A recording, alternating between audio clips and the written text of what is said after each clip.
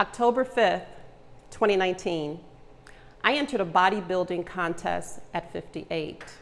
I'm still surprised of how I did this. So I want to take you through the journey so you can understand how I got there. In 2006, I was a part-time casual runner. I'd go out and I'd run a couple of miles on the weekend. I always admired people that ran marathons and distances, but I could never do that. One summer, I met a group of ladies that I connected with on so many different levels, all levels except the desire to run a marathon. But through communication, conversation, and meeting them on Saturdays for practice runs, I'd run 1 mile, 2 miles, 3 miles. When I ran 3 miles, I truly felt like I was hit by a truck, but I kept going. Every Saturday they would say, "See you next week," and I sort of thought to myself, do I respond? Begrudgingly say, "Okay, see you next week," and then I would show up. And by showing up every week, I'd run more miles every week. At that point, I'd committed, I'm gonna run the marathon. I'm in my first marathon. At mile 13, I start breathing hard, I'm sweating, I'm panting, and I am talking to my pain. "Why are you doing this?" Out loud, I yell, "Just stop and let me finish. Please go away. You're so loud." Till finally, I came to the realization that the pain was my source of power.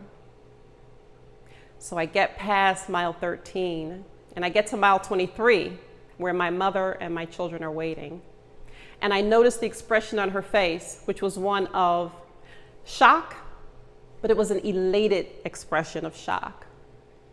And later I asked her, "Why did you have that expression when you saw me?" And she said, "You were running. You didn't see the people that were in front of you. There were some people that had to be helped off of the path because they couldn't finish." So now I'm energized with this big smile, but I've still got to get to the end. I've got to get to 26.2. So as I go through that finish line, I'm shocked, I'm proud, I'm overwhelmed with joy. And I had a feeling where I didn't know if I would cry from joy or if I would laugh. So I was stoic. And I remember standing there and my friend Frida saw me. She came over and we didn't say a word to each other. We just looked at each other. She bent down. She unlaced my gym shoes. I stepped out of them. She carried them and we walked off. I could just remember the feeling that I have won and I have been able to beat the pain. The pain didn't go away. It just was not as loud as it was. The pain was quiet because now I was the person that was in control with the power that I gained through that experience. The year is 2006.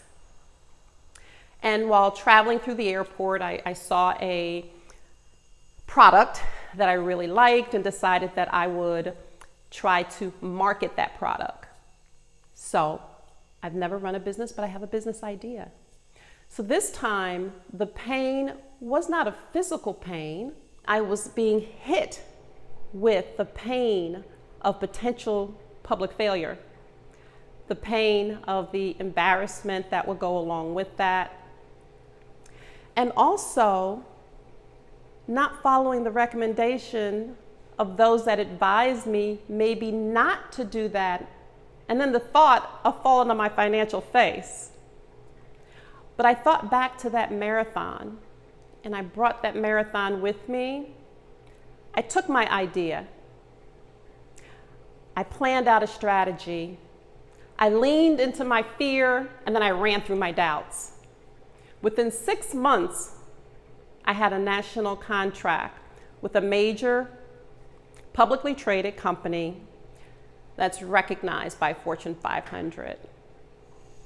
Once again, my pain became my power.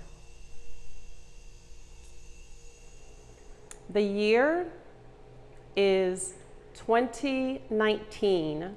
Several years prior to that, one of my very good friends had a very serious surgery, and as a result, had to become mobile again and build back strength.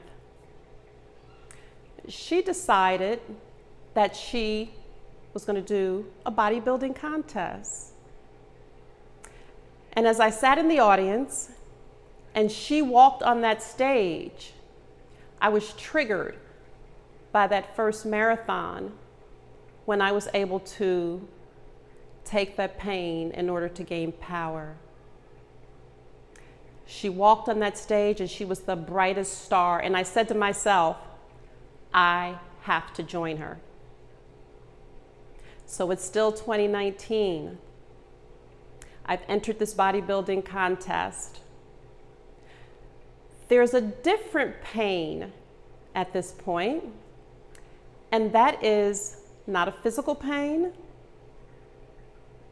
It's not a pain of failure as much of it being the pain of having to work at a much higher level and stand next to a 25-year-old. I'd be wearing a bikini. Did I mention that I was 58 years old at that time? I won. I won the contest. I don't know what's next, but what I realized is that I no longer needed pain as a catalyst in order to generate the energy and the power needed to achieve whatever goals lie before me.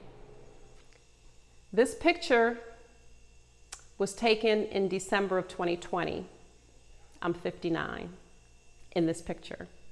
As I enter my 60th year, I don't know what's next, but what I do know is that there are no limits, there are no restrictions, and there are no boundaries to what I can achieve. I can have big goals and I can have big dreams.